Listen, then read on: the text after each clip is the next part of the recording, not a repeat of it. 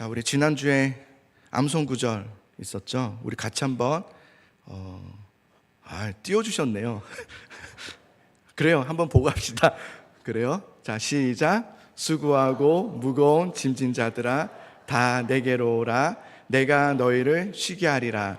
나는 마음이 온유하고 겸손하니 나의 멍에를 메고 내게 배우라. 그리하면 너희 마음이 쉼을 얻으리니. 마태복음 11장 25절이 아니고 28절에서 29절의 말씀. 아멘. 자, 이제 꺼주시고 자, 해보는 거예요. 자, 안 외우신 분들은 입만 뻥긋뻥긋 이렇게 하시는 척 하셔도 괜찮고요. 한번 해봅시다. 제가 실수해도 너무 비웃지 마시고 네, 웃으면서 하시면 좋겠어요. 같이 해보겠습니다. 시작. 수고하고 무거운 짐진 자들아 다 내게로 오라. 내가 너희를 쉬게 하리라.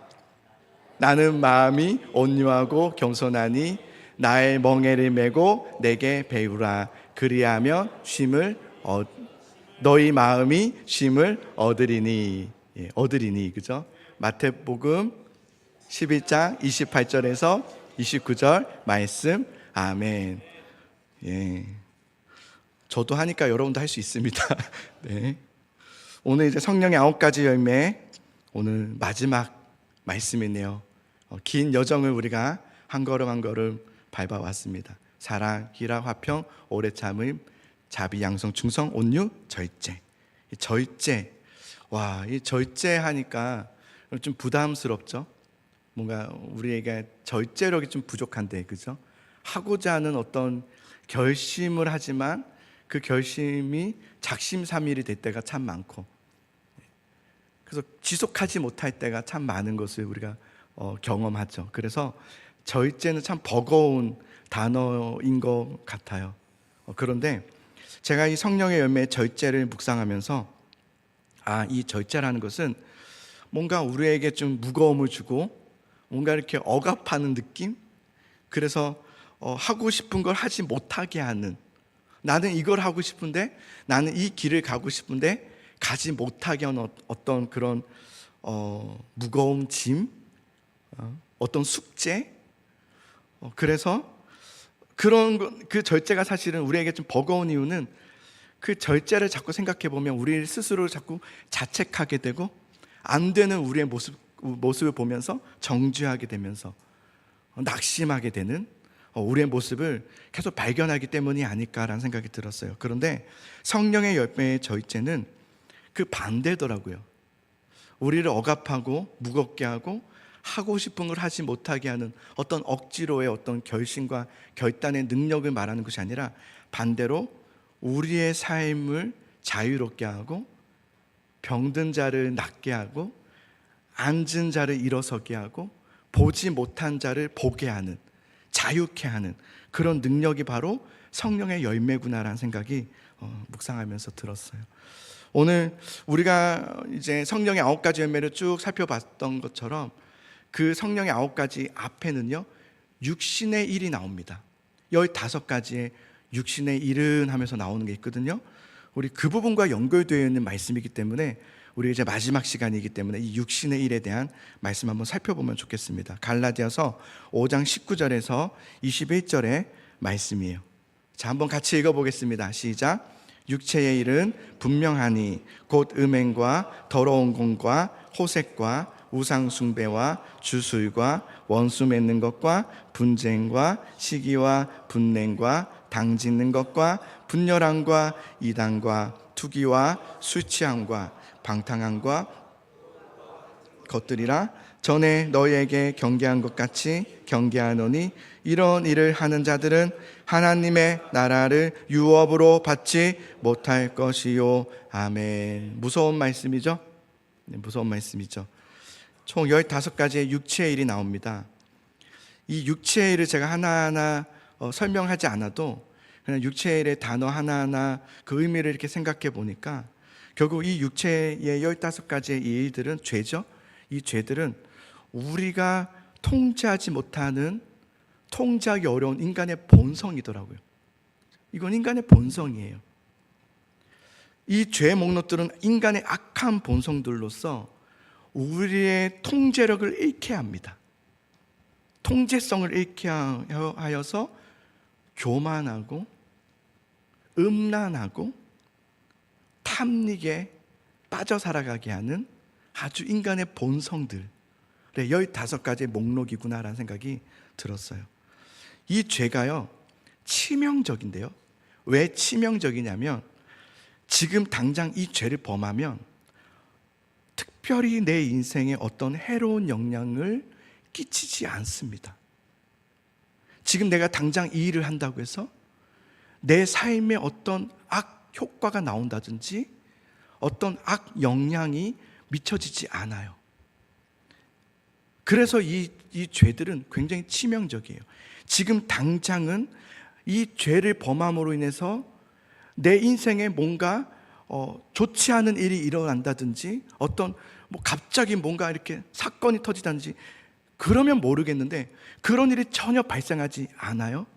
그런데 이 죄가 왜 치명적이냐면 이 죄로 인해서 하나님과 우리의 관계를 지속하지 못하게 했던 주 요인과 원인이 바로 이것 때문이었다는 거예요. 그러니까 우리는 은혜를 받아요. 은혜를 받는데 그 은혜가 지속되지 못하고 조금 가다가 말고 또 오늘 은혜 받고 내일이면 또 식어져 버리고, 아니죠. 내일까지 가지 맙시다. 오늘 저녁만 해도 금세 은혜는 다 잃어버리고 다시 원위치, 예배 왔다가 또 다시 원위치 했던 이유가 도대체 뭔지 아십니까? 은혜가 약해서가 아니라 그 은혜가 나를 변화시킬 수 있는 능력이 없기 때문이 아니라 우리 안에 이 치명적인 죄가 지속하고 있었기 때문에 이 죄는 하나님과 우리 사이를 지속하지 못하게 하는 주 원인이 되기 때문이었어요. 이 죄의 문제를, 이 문제를 해결하지 않으면 우리의 삶에는 은혜가 지속성이 잃어버리게 되어질 수밖에 없습니다. 늘 간헐적인 은혜, 어떨 때는 은혜 받았다가 어떨 때는 은혜 받지 못하는 일은 있을 수 없는 일을 우리는 지금 하고 있는 이유는 우리 삶 가운데 보이지 않으나 또 내 육신에 어떤 영향을 끼치지 않아서 괜찮은 것거니 그냥 미워하는 거, 분내하는 거, 음란한 거, 아무도 누구도 이것에 대해서 내가 영향받지 않아서 괜찮거니? 라고 생각했지만 그렇지 않습니다. 그 죄들은 하나님과 여러분 사이를 계속해서 끊어지게 하고요, 멀어지게 하고요, 은혜의 삶을 지속하지 못하게 하는 주 요인이 된다는 것을 기억하셔야 됩니다. 그래서 이 죄들은 육체의 소욕들입니다. 육체의 소욕. 우리는 육체의 소욕이 너무 많습니다. 너무 육신적입니다.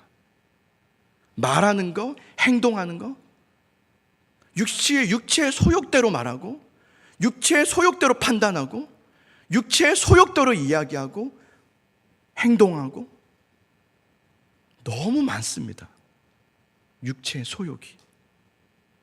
성령의 소욕을 따라가고 성령의 소욕을 의지하며 그 걸음을 가기보다는 그냥 지금 내가 느끼는 것, 그냥 지금 내 상태, 그냥 내 감정, 내 육신적인 그 소욕, 거기에 쉽게 반응하고 행동하는 우리들의 모습을 참 많이 봅니다. 그래서 오늘 이 성령의 9가지 열매 중에 마지막 절제는 매우 중요한 부분입니다. 이 절제를 우리가 이루지 못하면 우리는 성령의 열매를 지속할 수가 없습니다. 은혜의 삶을 살아갈 수가 없습니다. 가다 말고 가다합니다.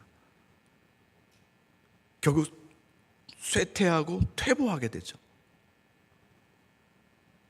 제가 절제가 무엇인가를 국어사전으로 살펴보니까 이렇게 되어 있더라고요. 우리가 보통 이해하는 정의입니다. 정도를 넘지 않도록 알맞게 조절하거나 제어하는 것. 아마 이게 우리가 대부분 알고 있는 절제일 겁니다.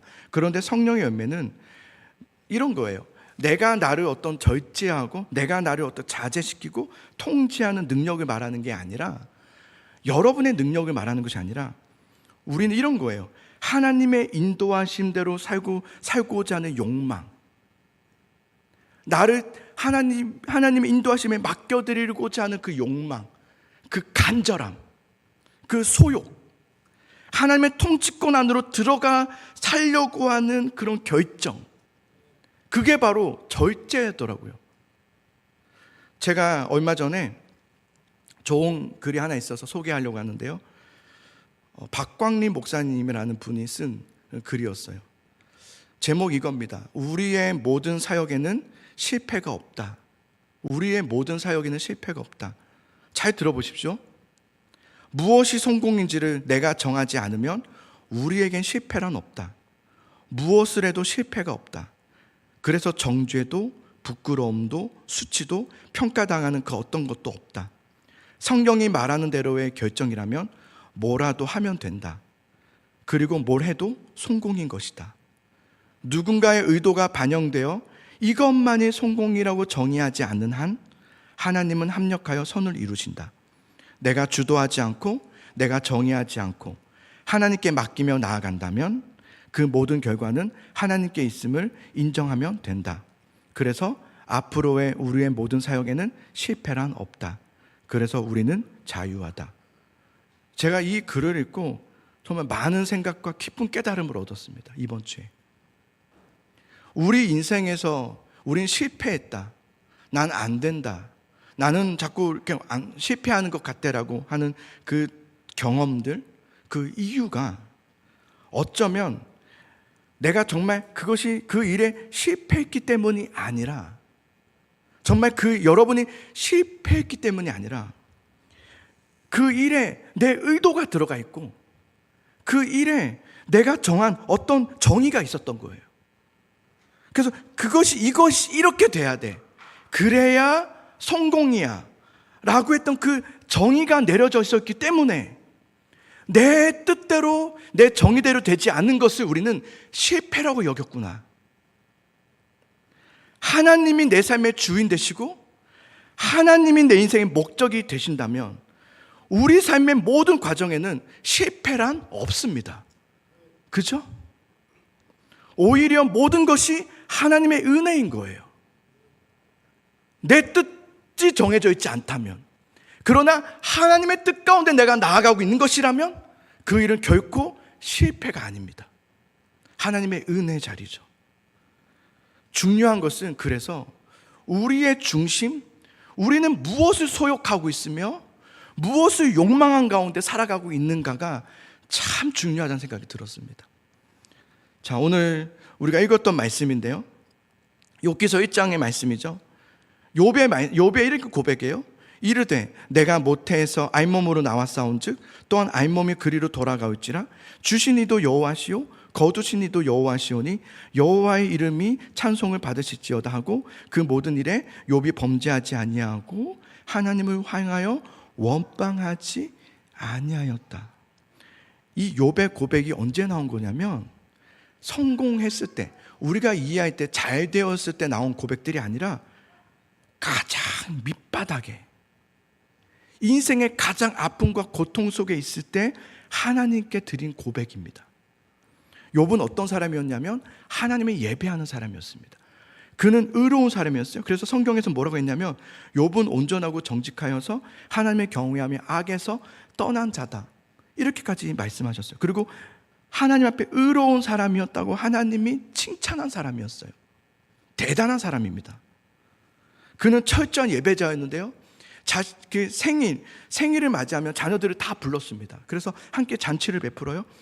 그러고 나서 10명의 자녀들이 있었는데 그 자녀들의 잔치가 끝나고 나면 한 명씩 차례대로 불러서 그들을 성결하기 위해서 번제를 드렸다고 했습니다. 번제를 드렸다. 한 명 한 명. 그러니까 아들이 7명이었는데요 7명의 아들을 차례대로 총 7번의 번제를 드렸다는 거예요.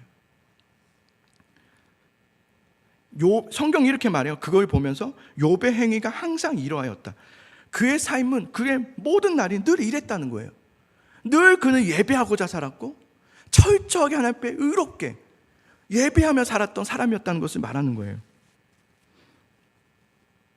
자신이 할 수 있는 최선을 다했고 하나님이 향한 정결한 삶을 살았던 사람이었다. 하나님도 그를 향해서 인정했습니다. 그는 의로운 자다. 이로운 자는 세상에 없다라고 했습니다. 그런데 그런 욥에게 끔찍한 일이 일어나죠. 욥의 집에 그 대적들의 공격을 받게 되고 종들과 가축들이 죽임을 당하고 모든 재물을 다 빼앗기게 됩니다. 거기에다가 하늘에서 천재지변이 일어나서 폭풍과 바람과 번개로 인해서 자녀들이 다 죽임을 당합니다. 이 절망적인 소식이 이어지는데요, 욥기서 1장 16절에서 19절을 보십시오. 잘 보시면 욥이 있는데 사환이 막 뛰어서 얘기하는, 지금 일이 일어났습니다. 지금 큰일 났습니다. 재산을 다 빼앗겼고 지금 종들이 다 죽었고 약탈당했고, 자 그렇게 말하고 있는데 16절에 그가 아직 말하는 동안에 또 한 사람이 와서 큰일 났습니다. 하나님의 불이 떨어져서 막 번개가 막 떨어져서 양들과 종을 다 살라버렸습니다. 그렇게 말하고 있는데 그가 아직 말하는 동안에 또 와서 큰일 났습니다. 낙타들에게 달려와서 그것을 다 빼앗았고 종들을 다 죽여버렸습니다. 말하고 있는데 또 그가 아직 말하는 동안에 또 다른 사람이 와서 큰일 났습니다. 주인의 자녀들이 거친 들에서 큰 바람이 와서 집 모퉁이를 내리침에 그들 위에 무너져서 자녀들이 다 죽었습니다. 이게 무슨 말인지 아십니까? 이 끔찍한 일들이 한날에 한 번에 다 일어났다는 겁니다. 연속적으로 하루에. 욥은 모든 걸 한순간에 다 잃어버린 겁니다.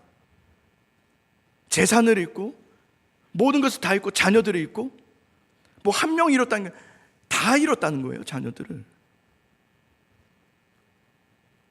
이건 우리가 상상할 수 없는 고통이죠.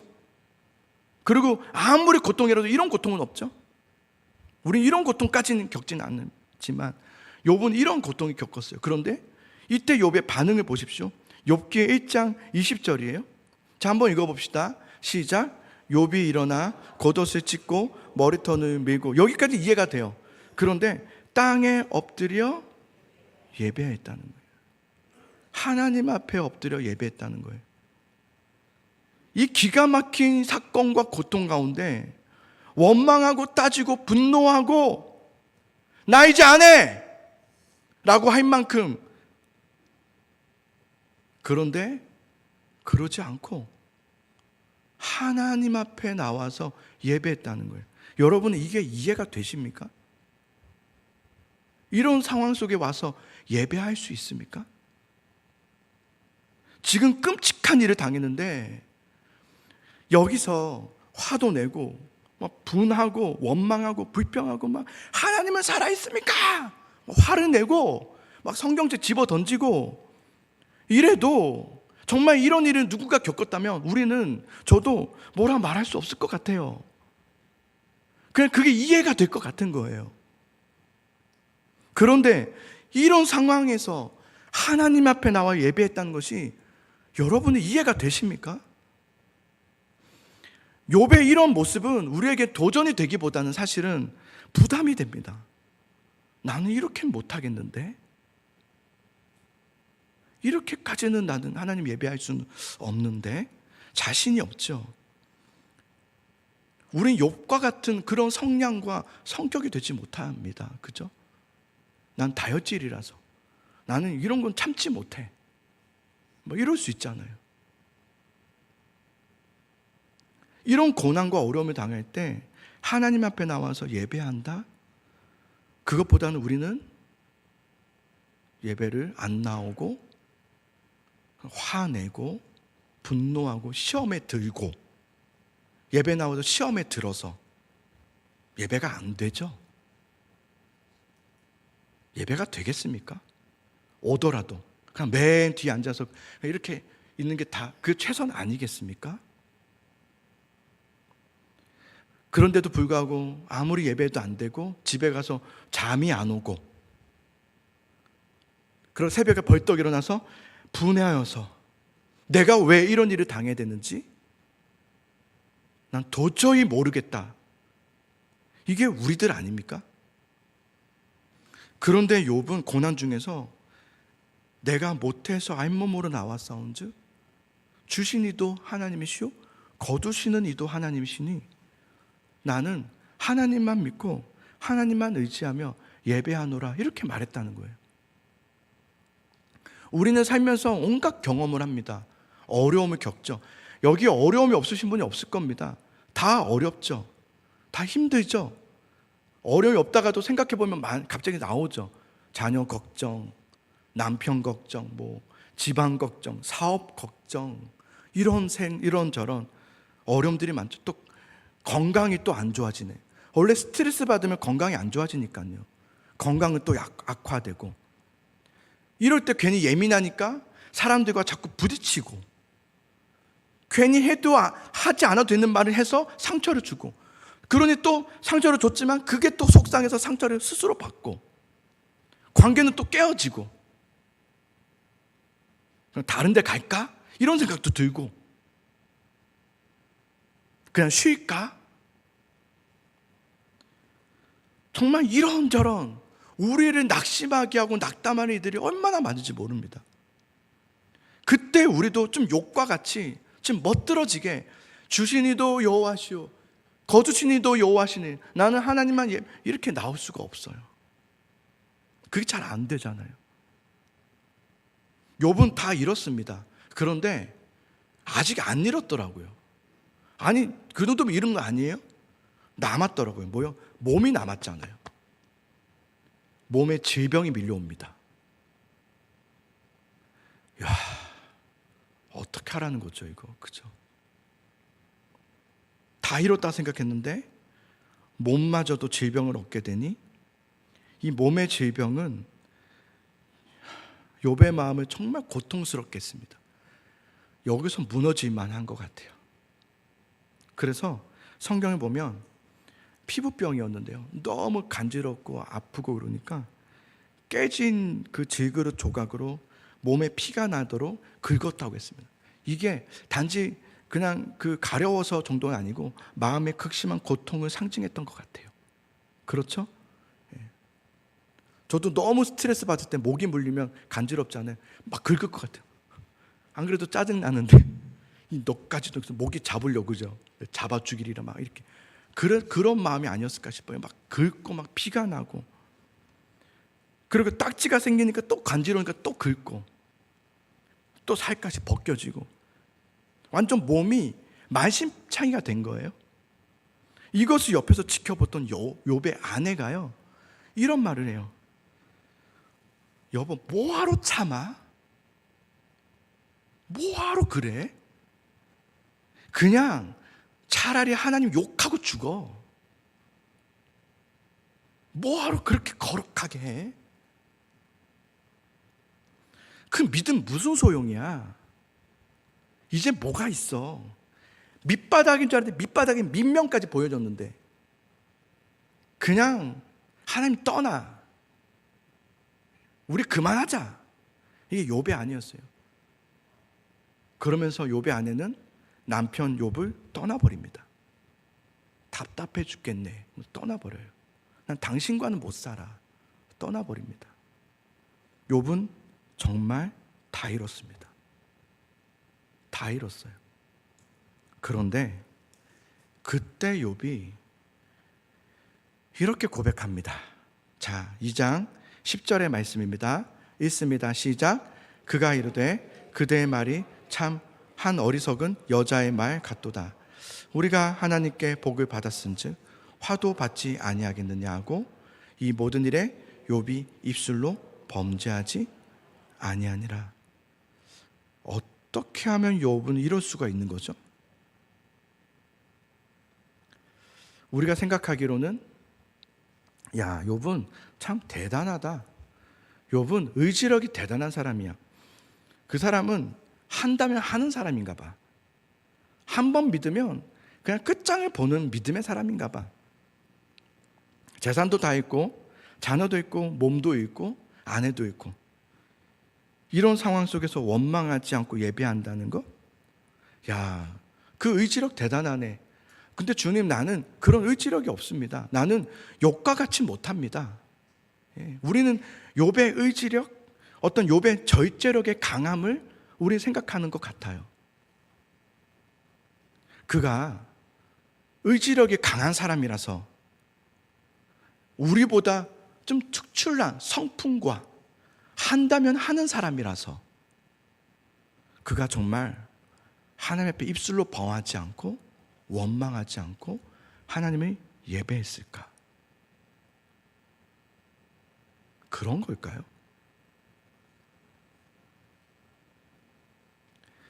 무엇이 욥으로 하여금 이러한 상황 속에서도 입술로 범하지 않고 하나님 앞에 나와 예배할 수 있게 했던 그것은 무엇이었을까요? 그게 도대체 무엇이었을까요? 절제력? 아닙니다. 의지력? 아닙니다. 결단력? 어떤 강한 마음? 아닙니다. 욥에게는 의지력도 절제력도 강한 마음의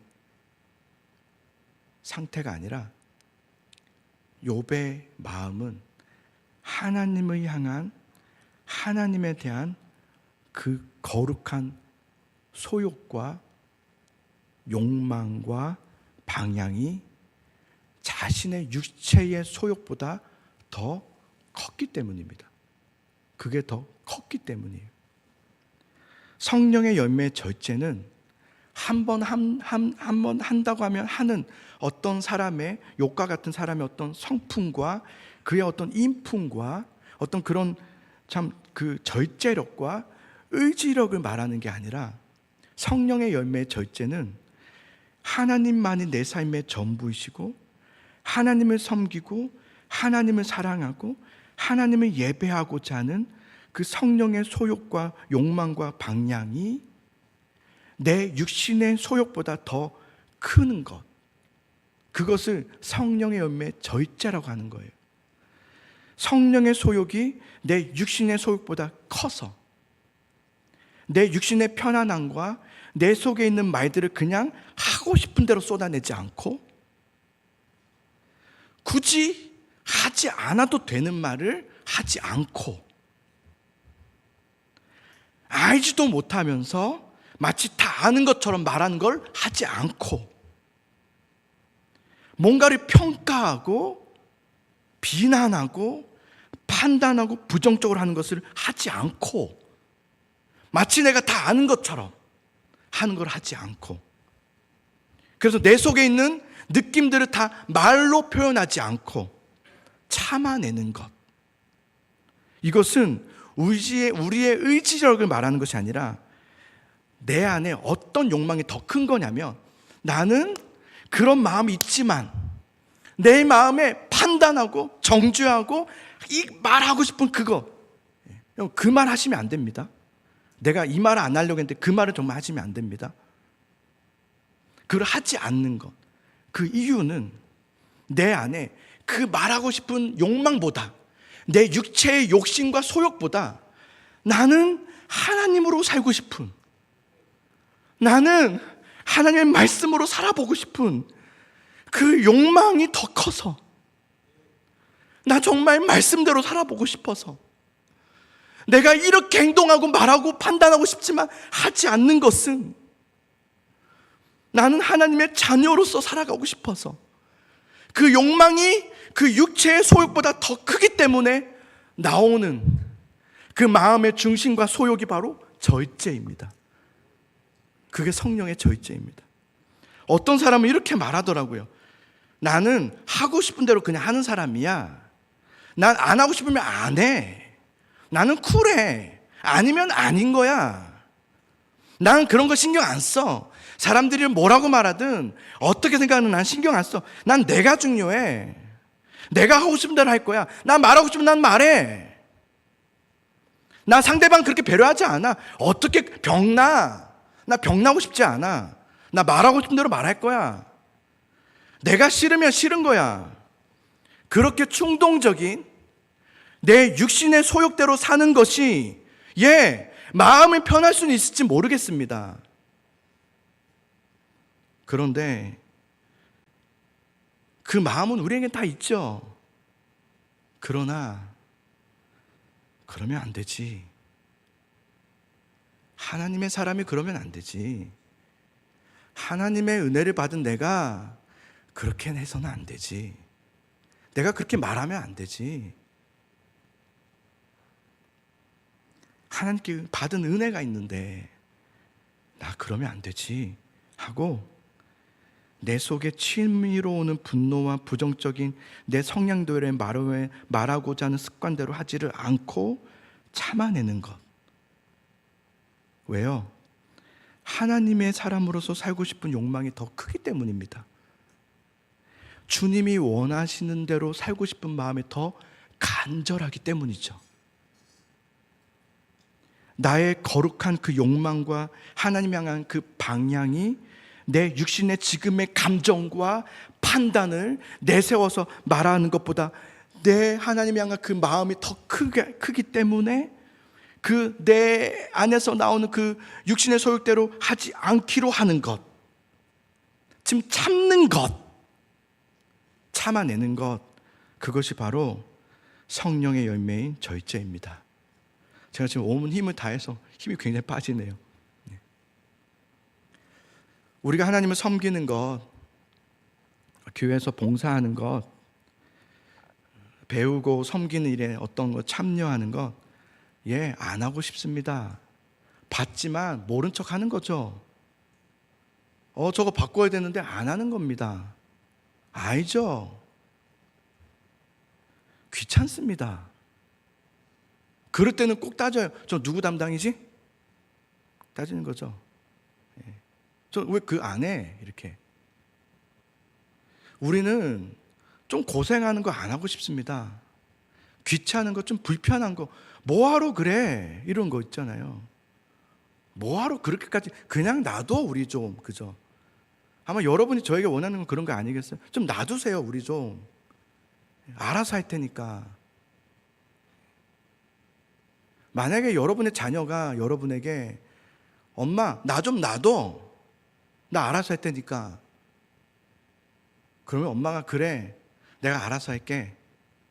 이게 엄마입니까? 그게 엄마입니까?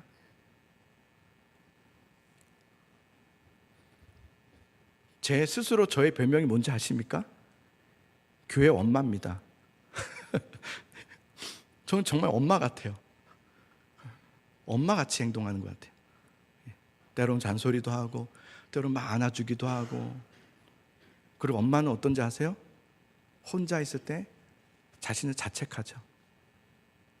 자녀 탓 안 합니다. 내가 더 사랑해주지 못했나? 내가 더 안아주지 못했나?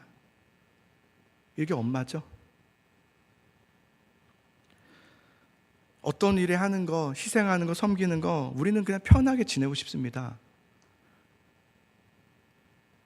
근데 성숙한 그리스도인들은 그렇게 하지 않습니다. 성숙한, 육신의 소욕대로 살지 않고 성령의 소욕대로 사는 사람이 성숙한 그리스도인이죠.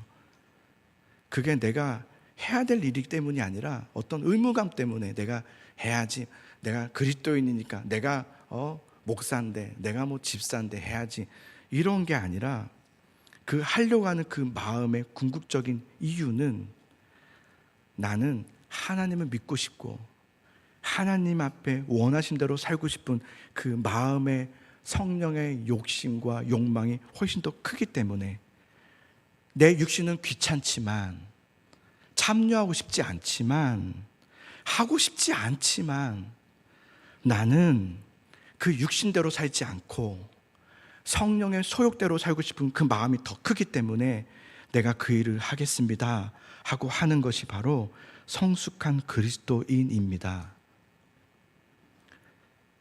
사랑하는 성도 여러분, 화려한 인생보다 하나님 앞에 끝까지 쓰임받는 인생이 훨씬 더 아름답고 값진 인생이라는 것을 기억하시기 바랍니다.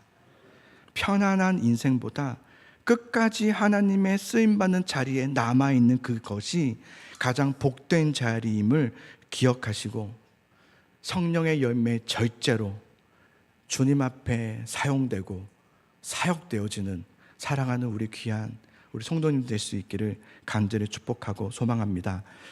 우리 같이 이 찬양으로 고백하며 나아갑시다.